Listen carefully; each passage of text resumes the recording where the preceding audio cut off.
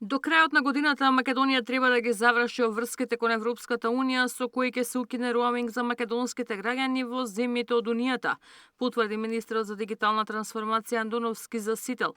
По информацијата дека Црна Гора и Албанија од јуни следната година се приклучуваат на заедничкиот пазар на Европската Унија за телекомуникацијски трошоци, Андоновски вели дека Македонија пред 1 месец го добила акцискиот план кој треба да се подготви за прилагодување на македонското законодавство со европското, со кој ќе се исполни условот за потпишување на договорот роуминг како дома.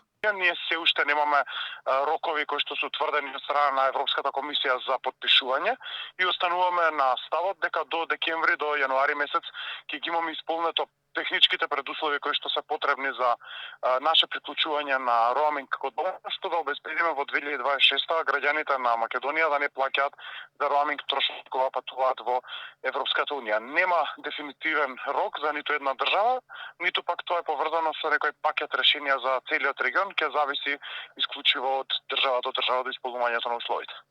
Црна Гора и Албанија од јуни следната година се приклучуваат во заедничкиот пазар на ЕУ за телекомуникацијски трошоци, со што ќе им се овозможи на нивните граѓани да остваруваат повици по цени како дома.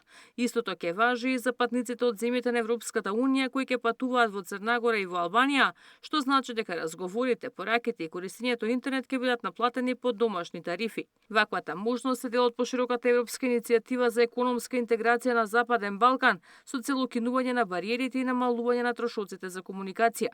Според најавите на македонската влада и исполнувањето на обврските, очекувањата се земјава прва да го потпише договорот за роуминг со нула трошоци за македонските граѓани.